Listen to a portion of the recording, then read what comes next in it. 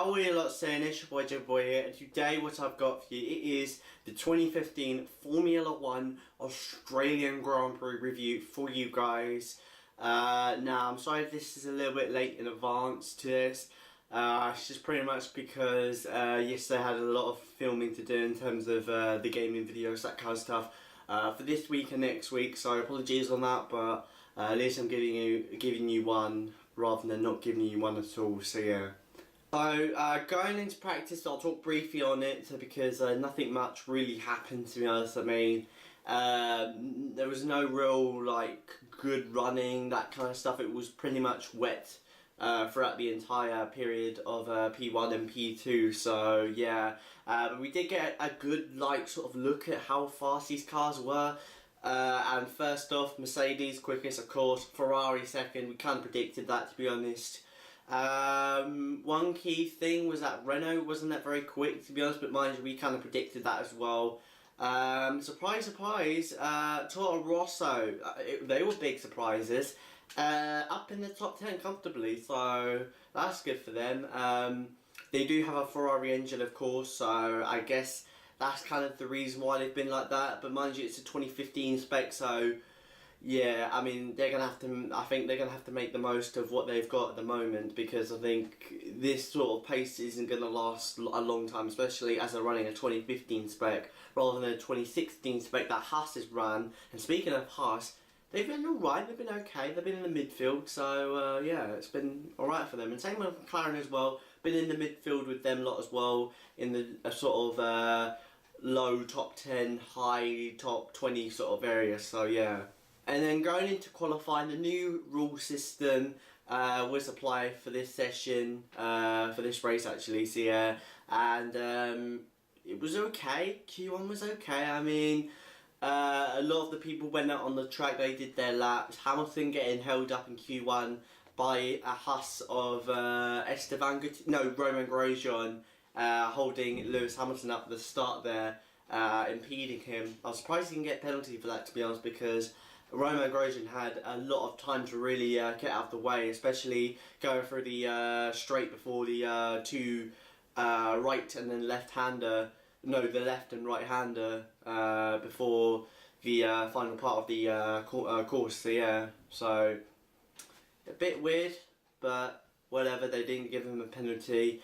But then it really didn't matter anyway, because afterwards Hamilton put in a blister of a lap time, and yeah, went fastest along with Rosberg, who made a mistake going into the first corner as he was under pressure with the new rules. He basically ran wide, went onto the grass, and picked up a lot of gravel and grass on his tyre, which really ruined his lap a little bit there. So he had to go again. So yeah, that was a bit annoying for him. And then afterwards, the countdown began. And we saw the two Manish were first out, along with the shocker that was Daniel Kvyat. Kvyat was out of Q1, unfortunate. Surprisingly, they didn't send Kvyat out. I don't know why, to be honest, but they didn't send him out, which was a bit strange. Anyway, so yeah. And then afterwards, the two Haas went, unfortunate, especially for Gutierrez, because Gutierrez on a blister of a lap time. And then as he was coming on to finish his lap, the timer timed out on Gutierrez, so he wasn't able to complete his lap time, which meant that he was out, which was so annoying because his lap was good enough for second place, which was so unfortunate and so annoying for the Mexican, because he was literally on a belter of a lap. I mean, had the new rules had been still in place, Gutierrez would have been able to get his lap time completed and get second place, so that is so unfortunate. And that's one of the things that I'm griping about this system, is that they don't allow people the chance to finish their lap time, even though they are on the cusp of getting eliminated, you know. What if they're on a good lap, you know, and all of a sudden they can't finish it because they've been eliminated? They should give them a chance to complete the lap, or at least, you know, as soon as they pass the finish line and they pass and they do their lap, they start their lap just before the timer times them out, they can complete their lap. I wish they can do that, to be honest. I mean, it would be a little bit better if they can do that, so yeah. But nevertheless, it was an okay Q1. I mean, the system in Q1 was okay. I kind of was really excited, to be honest, because there's a lot of action going on. But yeah. Going into Q2, the same old thing happens. A lot of the cars were out on the track early to get their lap times done before the countdown started. The first two eliminations were the two runners. Unfortunate for them, didn't really have the pace to match with the others. Then afterwards, the two McLarens were out a bit unfortunate, but we kind of expected them to be in that kind of area, to be honest, so yep. Then followed by Bottas, who had a bit of tyre issues. I think he ran out of tyres, I believe, so yeah. But then afterwards, he would get a 6th place grid penalty because of his gearbox change, which would drop him down to 16th, so yeah. And then afterwards, the usual suspects were out, including the Force Indias, so unfortunate for them. But the two Toro Rossos made it into Q3, so good to see them in Q3. Hasn't happened, I think, for a while. Probably not since 2011, from what I can remember. So that's good to see Toro Rosso up there. Nice to see the two youngsters up there in the front. Taking the fight to say the Williams or maybe even the Ferraris actually. So yeah, that's good to see. But then Q3 was the session that we all got pissed off about. This was really what really ticked us off the most. The fact that in the end of the session, nobody went out. And that was it, with 4 minutes to go. Usually what would happen was we'd get one run at the start of the session, then afterwards have a little bit of a break, and then afterwards have that final sort of like one lap shootout for pole position. Now, the first run did happen, it was good, yep. Hamilton went fastest over Rosberg behind. No, actually the two Ferraris went second and third, so the two Ferraris really taking the fight to the Mercedes with vengeance. So yep. But then Rosberg in the end just reinstated the Mercedes' good form by putting himself in second place there at the end of the session. And then also at the end of the session as well, the two Ferraris, who could have easily defended that second and third, said that they would not be going out back on the track because apparently they didn't have enough tyres to do what they wanted to do in the race. And I was like, excuse me? You're not going out, you're not giving the fans entertainment. And I knew at that point it was just bullshit, this system. I knew it from day one. When it got announced, it was bullshit. It was absolute bullshit. And if you don't know what I'm talking about, go watch my video. It's down below. I'll put the description down there. Go watch it, because this was me literally going to town with this new qualifying system. I literally predicted it from that video that it was going to be a pile of shit. The worst idea in human history. Literally everyone was raging about it, everyone was doing a video. I mean, everyone was raging about it on Twitter. It was insane. So much so that by Saturday night, the FIA decided that they were going to scrap that idea and put in the old rules come Bahrain, which is absolutely fantastic because it was never going to work. I called it, to be honest, in my video. It was never going to work. It was a really shit idea that was looking to hit the ground. So, yeah. So I'm happy now that they've finally realised that it was a shit idea and now going back to the old rules. Thank you. Let's not change it anymore. I mean, you can, but do it maybe in the season. Put a lot of tests in there. Do some really big research into it. Some tests, that kind of stuff. And come back with us with a really good idea, a solid idea that we can use for the coming years. So, but despite this, Lewis Hamilton took pole position, very comfortable pole position actually. He got into the 23s, which was insanely quick, ahead of Nico Rosberg behind, two Ferraris behind. Verstappen 5th actually, not bad. I mean, that was good. Sainz 7th, so two Toro Rossos in the top 7, which is absolutely fantastic. hasn't happened, I think, for a while. Actually, I don't know. I don't think it's actually happened, to be honest. So that's awesome from them. And then followed by Ricardo, who was 8th, I believe. Yeah, 8th. So good result, a good qualifying session nonetheless, even though the qualifying system was a pile of shit. So going into the race, we had a aborted start at the start of the race.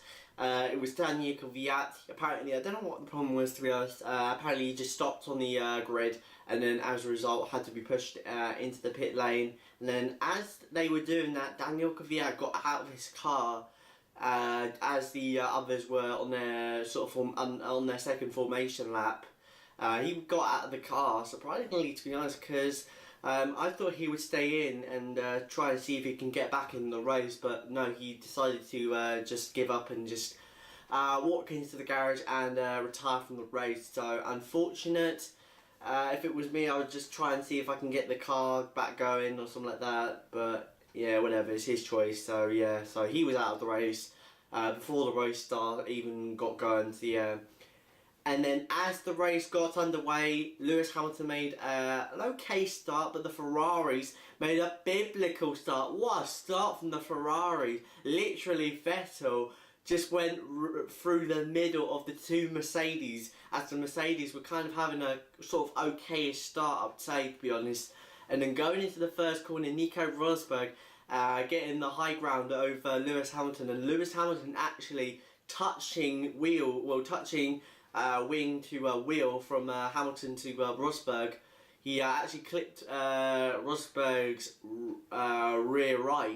rear left actually, on Hamilton's front wing. But thankfully, Rosberg didn't get a puncture. I mean, had he had a puncture, man, that would really ruin his chances. So yeah, and as a result as well, Lewis dropped down to 6th place. So a really bad start. Not something that he would have hoped for going into the race. But then afterwards, Lewis Hamilton was back on the charge. He overtook Massa, going through the middle between Massa and Magnussen, as Magnussen also had a puncture, so he had to go into the pits, and as a result was 1 lap down after the first few laps. So yeah, a bit unfortunate for Magnussen there. It was kind of a bit argy-bargy in the back, so yeah.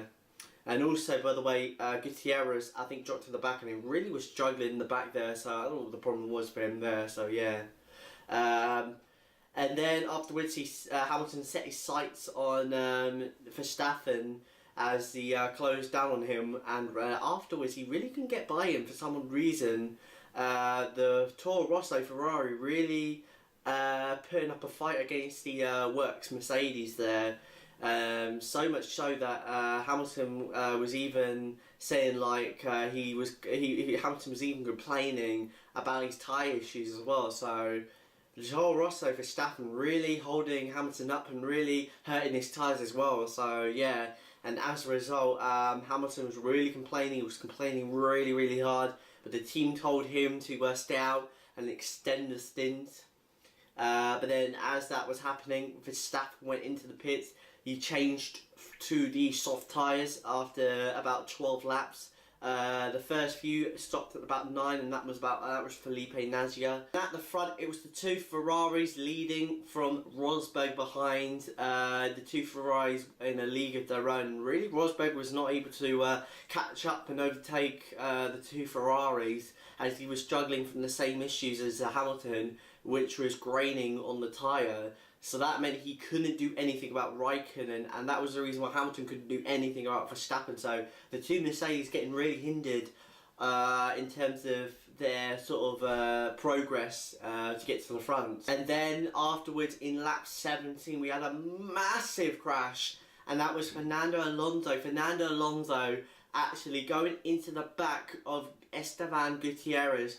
And as he hit him, went straight into the outside of the wall, going into turn 3, violently sliding into the gravel track, which slung him up and over through the gravel trap and into the back end of the gravel trap, where the car sat upside down.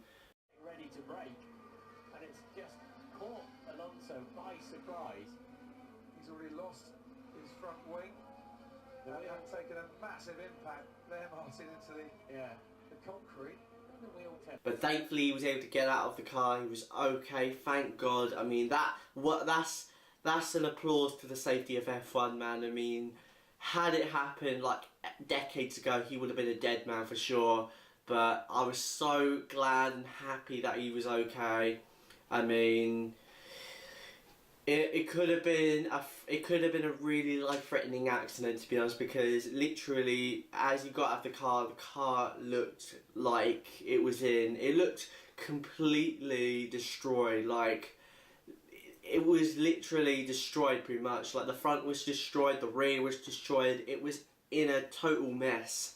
And to see Alonso out of it unscathed during that violent rollover was great to see. And like I said, credit to the sport, because literally, like I said, if this happened decades ago, he would have died instantly. Yeah, he would have definitely died from that. So yeah, so that's awesome.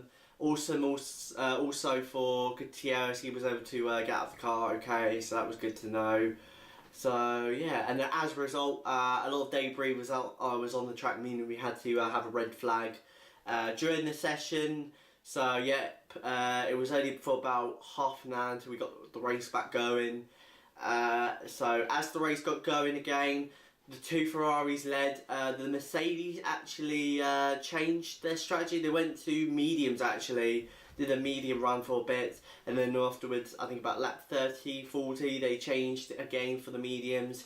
So yep. But the Ferraris kind of screwed up, to be honest. Actually, before I say that, Kimi Raikkonen, who was running second, had a problem. He had sort of like an engine issue, which then turned into a bit of a fire, which the mechanics and the marshals had to get rid of. So yeah, but they got rid of it. It was all good. So yeah, thankfully it didn't burst into flames like the Benetton from '95 at Hockenheim. So yeah, but back to the whole Ferrari screwing up, that kind of stuff. Basically, the Ferrari screwed themselves over. Basically, they put a set of super softs on their tyres for about 14-15 laps, but they had to put on another set of the soft tyres, whereas the Mercedes, they could easily get to the end with those medium tyres, because they pitted around lap 25 to 30, I believe. Yeah, about 25 to 30.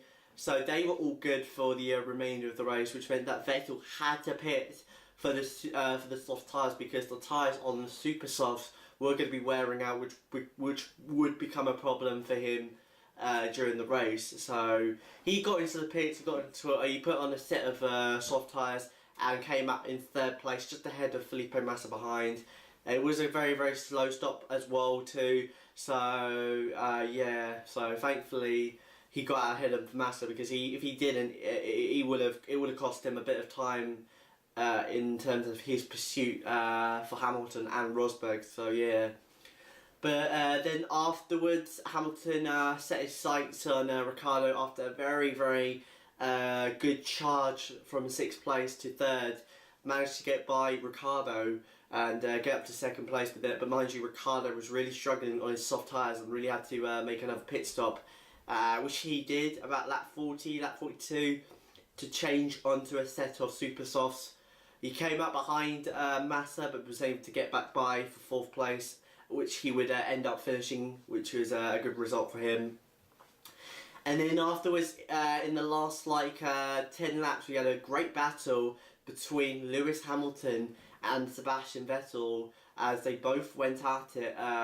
Sebastian on the fresh soft tyres, whilst Hamilton was on a very used sort of old medium tyre. And Vettel was really pushing. He was really pushing. He was keeping the pressure really on Hamilton. Hamilton keeping a good gap in terms of making sure Vettel didn't get into a position where he would pass him easily with DRS, which he did for a few laps, and then with about 4 laps to go, Vettel made a mistake. He made a big mistake going into the penultimate corner. He locked his brakes, went straight into the grass, he slid a bit, which cost him a little bit of time and cost him momentum as well, which really lost him that fight which lost him that opportunity of getting second place, which was absolutely frustrating for him, especially as he was right on the back of Hamilton and could easily get second place, which would really help his championship chances.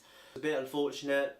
He just locked up his brakes, went into the grass, slid a little bit, was able to get back on the track. So yeah, he lost about 6 seconds, I believe it was. So yeah, unfortunate, and as a result would end up finishing third place, which meant that in the end it was Nico Rosberg who took the win in the Australian Grand Prix. A fantastic win, a very dominant win by Nico Rosberg, even though Sebastian led pretty much the majority of it. It was Nico Rosberg. The strategy called by Mercedes was absolutely spot on. Same with Hamilton's as well. From 6th to 2nd, great drive by Hamilton to finish 2nd. Vettel in 3rd. Unfortunate, he could have easily won that race had he got the had the Ferrari got their tyre strategy correct, to be honest. So yeah, like I said, 4th was Daniel Ricciardo. Great drive by Daniel Ricciardo. Great drive. It was really cool to see Daniel finishing 4th in front of the home fans. It wasn't quite a podium like he had in 2014, but yeah, still a good result. 5th was, I believe it was Massa. Good drive by him there to finish in 5th. And 6th, to all of the crowd's amazement, was Haas F1. Grosjean coming home in 6th place. It was really one of those heartwarming sort of standout moments during the race. Haas F1 getting 8 points in the Australian Grand Prix, their first point in F1 as a new team. That is absolutely awesome to see Haas getting some points. I mean, that's just awesome. To not only get 1, but to get 8, unbelievable. Great drive by Grosjean there to get that car into 6th place there. 7th was, I believe it was Bottas. Good drive by him. So by the way, totally forgot Verstappen. I forgot about him. By the way, the Toro Rosso finished 9th and 10th. Basically what happened was, I forgot to mention this, but basically the Toro Rossos had a bit of a... I'll talk about this briefly. Basically the Toro Rossos had a bit of an argument going on as they were battling Palmer for 9th place. Verstappen was getting really annoyed. He was like saying like, if Sainz can't get past Palmer, then at least let me have a try by swapping me around, which Sainz didn't do, even though the team told him to. Sainz didn't do it, so kind of like a 2014 Hungarian Grand Prix sort of Mercedes scenario between the two Toro Rossos there, but a bit more sort of an angrier sort of mood than the Mercedes, because the Mercedes were kind of in a calm state because they were leading the championship pretty much. So yeah, but the Toro Rossos, man, they were at it hard. I mean, Sainz saying that he was pushing hard, like he didn't want to let him through, that kind of stuff, and Verstappen wanting to get back by to have a go on Palmer.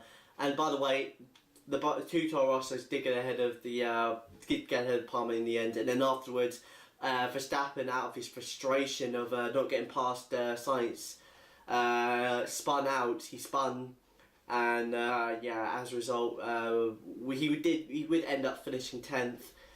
But he would be a long way behind Sainz. So yeah, a very frustrating day for Verstappen. I believe there will be a lot of discussions in the Toro Rosso camp, to be honest, definitely, because literally we could see a sort of PK Mansell or a Prost versus Senna or Rosberg or Hamilton sort of rivalry between the two Toro Rossos, to be honest, because yeah, it looked like it was, because it pretty much was like the 2014 Hungarian Grand Prix scenario between the two Mercedes there. So yeah, I think they will have to talk this. I think they will definitely talk this out.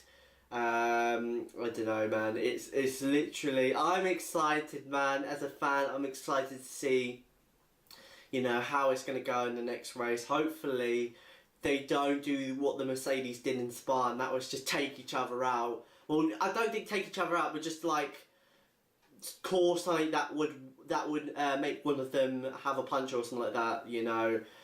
I mean, that would be literally the worst for them, to be honest. So hopefully it doesn't turn out like it did with the Mercedes in Spa. So yeah. So yeah, that's about it, guys. I hope you guys enjoyed this video. If you did, if you did, then hit the like button below. Subscribe if you're new. I'll see you guys next time. It's your boy. I'm out. Peace.